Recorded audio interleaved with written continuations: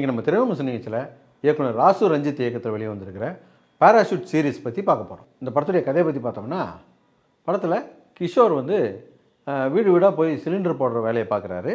அவருக்கு ஒரு மனைவி, ஒரு 10 வயசு மதிக்கத்தக்க ஒரு பையன், ஒரு 5 வயசு மதிக்கத்தக்க ஒரு பொண்ணு இருக்கிறாங்க. அவருடைய சக்திக்கு மீறி அந்த குடும்பத்தை நடத்துகிறாரு. குடும்பம் நல்ல கௌரவமான இடத்துல இருக்கணுன்றதுக்காக நல்ல ஒரு இடத்துல வீட்டை வாடகைக்கு எடுத்து வச்சுருக்கிறாரு. பசங்களெல்லாம் நல்ல இங்கிலீஷ் மீடியம் ஸ்கூலில் படிக்க வைக்கிறாரு. நம்ம வந்து சக்திக்கு மீறி இந்த குடும்பத்துக்காக உழைக்கிறோம், அதனால் இந்த குடும்பத்தில் இருக்கவங்களாம் நம்ம பேச்சை கேட்கணும், நம்ம நினைக்கிறதெல்லாம் அவங்க செய்யணும் அப்படின்னு நினைக்கிறாரு. அப்படி மாற அவங்க ஏதாவது செய்யும்போது உடனே கோவப்பட்டு எல்லாம் ஒன்றால் தான் அப்படின்னு சொல்லிட்டு பொண்டாட்டிக்கிட்ட சண்டைக்கு போகிறாரு, பசங்களை போட்டு அடிக்கிறாரு. இதனாலேயே அந்த குடும்பத்தில் இருக்கிற எல்லாருமே இவரை பார்த்தாலே பயப்படுறாங்க.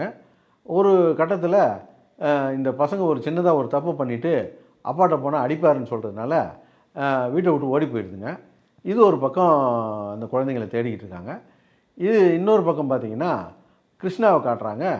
அவர் வந்து போலீஸ் ஸ்டேஷனில் இன்ஸ்பெக்டராக இருந்தவர். பனிஷ்மெண்ட்டில் அவர் டீப்ரமோட் ஆகி லா அண்ட் ஆர்டர்லேருந்து டிராஃபிக்கு இன்ஸ்பெக்டர்லேருந்து எஸ்ஐக்கு வந்திருக்கிறாரு. இப்போது அவர் ட்ரங்க் அண்ட் டிரைவரில் பிடிச்ச ஒரு 30 லட்ச ரூபா பைக்கை பிடிச்சிருக்கிறாரு.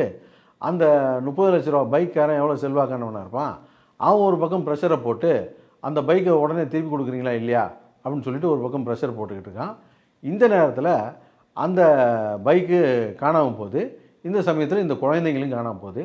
இந்த 2 கதையும் சேர்ந்து கடைசியாக முடிவில் என்ன ஆகுது, இது மூலமாக ஒரு மெசேஜ் சொல்லியிருக்காங்க.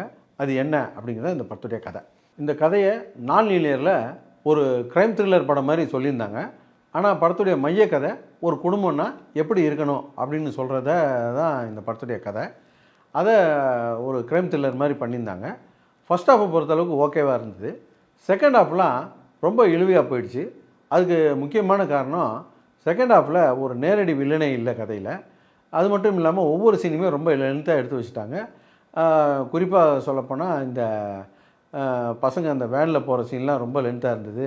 அதுக்கப்புறம் இந்த பெங்களூரில் நடக்கிற அந்த கலவரம், அந்த விஷயங்கள்லாம் ரொம்ப லென்த்தாக இருந்தது.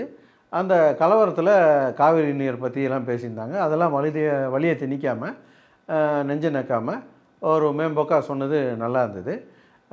இருந்தாலும் செகண்ட் ஹாஃபில் ஒரு வில்லன் கேரக்டரை கொஞ்சம் ஸ்ட்ராங் பண்ணி படத்தை கொஞ்சம் ஷார்ட்டாக எடுத்திருந்தாங்கன்னா இந்த படத்தை ரொம்ப நல்ல படம் அப்படின்னே சொல்லியிருக்கலாம். இப்போது அது ஒரு ஓகே ரகமான படமாக வந்திருக்கு.